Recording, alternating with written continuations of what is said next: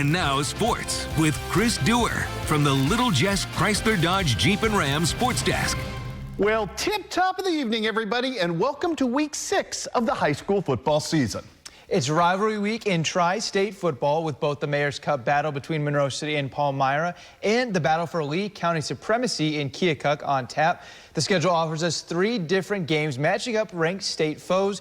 2 of those place in Northeast Missouri this evening. One in Kirksville, where Hannibal has not lost to the Kirksville Tigers since 1998, but Greg Nesbitt, former Hannibal coach, now in charge, former Truman State coach. His team already up 3-0 at the end of the first half. Carter Pinkerton's touchdown puts the Tigers up 9-0. Hannibal responds. Waylon Anders in for the plunge in the score. It's 9-7 at that point, but here come the Tigers. And man, this is an undefeated team that seems to be a team of destiny of late. Jace Kent on the little give right there, little Statue of Liberty action. Kent in for the score, and all of a sudden it is a 16-7 lead. However, Hannibal would make a run at this thing. Darian Washington doing what he does right here. Beautiful touchdown run and 2-point conversion. Got it back to within 16-15, but that is close as it would get. Kirksville makes history and ends history tonight with a 16-15 victory over the Pirates, who fall to 3-3 on the season. Meanwhile, battle of unbeatens tonight in Vandalia. Van Far versus Bowling Green. Tell you what, these are 2 excellent football teams meeting for the first time. One from Class 2, one from Class 1, and Van Far was stout against the run early. This softened them up, however. Jace Eskew to the air, 48-yard touchdown strike to Oliver Niemeyer for the score. Niemeyer would later leave the game via ambulance. We hope he's okay. Great kid, but he was in obvious pain tonight. A little bit later, it's Easton Orff in for the 2-point conversion. 8-0 at this point after a fumble. I tell you what, it was all defense from that point forward as Van Far could get nothing going in the early going. Jordan Pasley with a tackle for loss right there. Sets up a 3-yard Dane Dunn touchdown, made it 14-0. Aiden Grody, future Division I tight end, with a catch on the 2-point conversion, made it 16-0. It was pretty much all Bowling Green throughout tonight as they get the blowout victory in this one. 52-6 is your final. Elsewhere in the Eastern Missouri Conference night, North Callaway jumps all over Louisiana, and Mark Twain was losing to Montgomery County. Never saw a final in this one at last check. Let's take you to the Mayor's Cup in Titletown, Ben. Yeah, Monroe City taking on Palmyra, and you're going to see a lot of repeated names throughout these highlights for Monroe City. We start with a tackle for a loss, and that's because Jaden Holland is flying into the backfield. More on him in these highlights later. Now we get to more defense by Monroe City. Some big pressure coming on the quarterback. Almost throws an interception. That's Quincy Mayfield there to force that one. Now we go back to Holland, this time on offense, and he's going to fight hard for 5 yards and a first down. Look at him just continue to bruise his way forward, and then just moments later, here comes Dylan Ross, breaks on through, and guess what? 55 yards later, he is gone. This game was close at the time, but then Monroe City makes it 20-12 on that touchdown. They start to pull away. We go back to defense from Monroe City, and this time it's Isaac Wardlow eventually when we get to the snap, and he will be there to recover the fumble put on the ground, and there is Wardlow there to give it right back to Monroe City. You could tell from here they really started to get things going. Now we'll get to Quincy Mayfield once again, and he will set up the touchdown after delivering the big blow, and then moments later Trey Smizer would put it in. Monroe City pulled away from here, and they would go on to win this one 36-20. Palmyra falls. Once again, it's Smizer in the end zone, and that one started to make things pull away. Let's go to Illini West. This game... No, not yet. Let's do some Missouri first. We've got more Missouri to finish, my man. You're anxious. By the way, congratulations to Trey, your student athlete of the week this week. South Shelby jumps all over North Platte. They are now 6-0 on the season. We've also got Clark County falling to Macon tonight. 15-8 was your final there. And it was Highland tonight, a big loss to Centralia, as Centralia puts 80 on the board tonight. 80-26 is your final. 8-man football. North Shelby gets upset tonight by Northwest. It was Paris jumping all over Knox County, and it was Scotland County falling at Westran 22-39. Speaking of battles of state-ranked teams, Macomb undefeated against Farmington undefeated, and man, Macomb with a fast start in this one.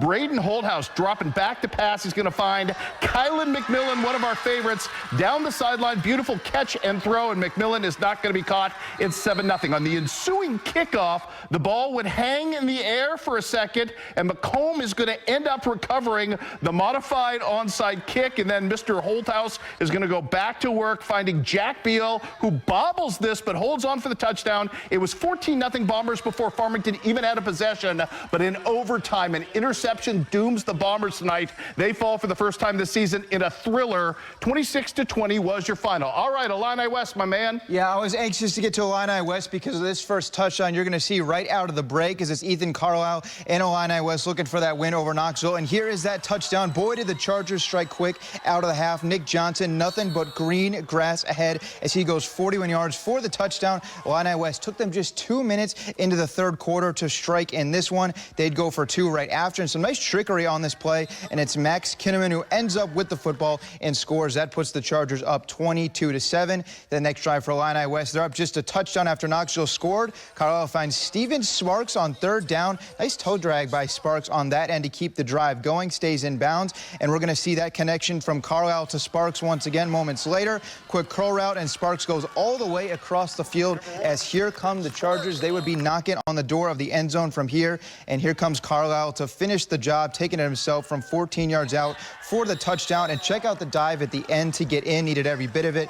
Illini West, they go on to win this one 36-20. Nice second half from the Chargers right there. Now let's move on to West Hancock taking on LVC. Titans looking for their first win this season, and we will start with a Bryce Varnor rushing touchdown. That's going to help West Hancock go right towards that first win they're looking for, as you see Varnor get in right there at the end of the play. And then just a couple moments later, looking to add on, and this one really was never all that close after West Hancock got going. We're going to see a touchdown pass coming to Nolan Gooding. He's there. Gooding makes a man miss. Nice block there, too, and it's all Gooding doing the work from there. Would not be denied, and then West Hancock told you it wasn't all that close. They go on to get their first win. 42-8 is your final score on this one over LVC. Elsewhere on the scoreboard, Rushville Industry improves to 5-1 on the season. Huge night for Brady Downs in the win over visiting Hayworth. Sangamo Conference action. Maroa Forsyth looks like the deal. That's why they're ranked so high in Class 2. They blow out Pittsfield 50-8. How about Quincy Notre Dame? Happy Jack Brenner Day at 10th and Jackson to all of those who celebrate. And today, everybody celebrated except the good folks from Lanphier. How about this? A pick-6 interception from Brenner, and he's going to set the tone with this 83-yard return at the other end. Oh, but we're not done in Jack Brenner country just yet. Mr. Brenner showing off the Jets. We praised him on Duerism this week as being underrated. He's underrated no more.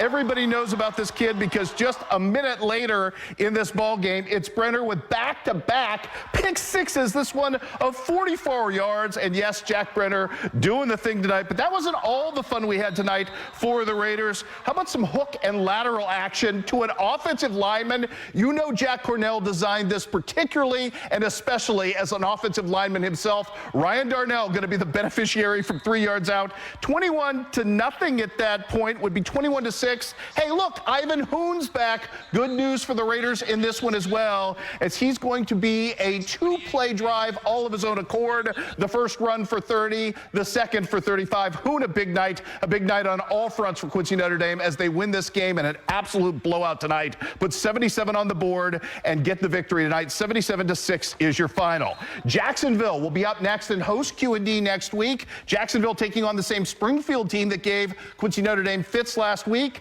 How about this? Jeremiah Jackson, who is so good right here to tie the game up at 21 apiece. However, Springfield just kept finding answers, and Springfield hands Jacksonville a 36-29 loss. Q&D will try to win the division next week with a win at Jacksonville.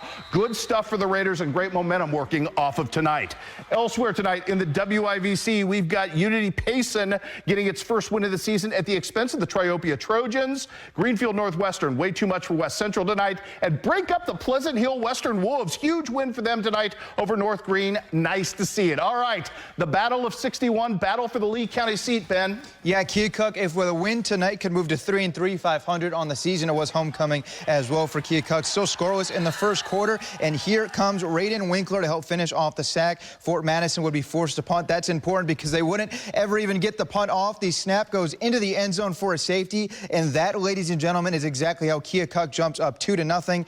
Now they're looking to add on. Brent Horde finds Drew Campbell sweet juke coming up right there, and Campbell almost scores but brought down just outside of the end zone. Then disaster would ensue, however, for Keokuk just moments later. You're going to see Horde trying to make something happen, and guess what? He ends up fumbling the football, and then coming out of that pile is Fort Madison's Caven Callahan. He's got the ball as Keokuk does not score. But Fort Madison, they really couldn't get much going on offense either. It's quarterback Marcus Guzman trying to get the run going, but Mason Klaus stops that with a nice tackle. And right about now is where Keokuk would get it going on the offensive side of the ball. First Horde, a perfect deep pass to Jaden Byrne. What a great throw from the Chiefs quarterback as that gets that drive going. Then just a couple of plays later, Horde going to see him roll out and find Julius Clay. That's Keokuk's first touchdown of the night, and you're going to see the purple light show that follows, gives Keokuk a 9-0 lead at that point. It was a big night through Horde through the air, but the play of the night might be right here on defense. A tip drill interception by Ryan Baer, an absolute juggling act to haul that one in, and Baer takes it back the other way. Keokuk, all them in this one, they take it 60-7 on homecoming night. Brenton Horde really, really good. His teammates not too shabby either. All right, bad news on homecoming for Central Lee tonight. Second straight loss of the season.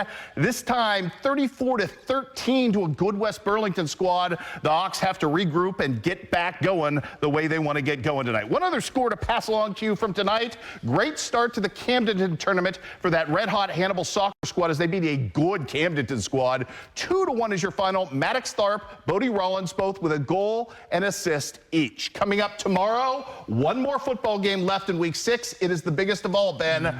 Route Catholic versus Camp Point Central. Both teams 4-1 on the season. Route has never beaten Camp Point Central in WIVC play. We will have more coverage of that game on Overtime than you can shake a stick at. I may go 6 or 7 minutes on that game alone tomorrow.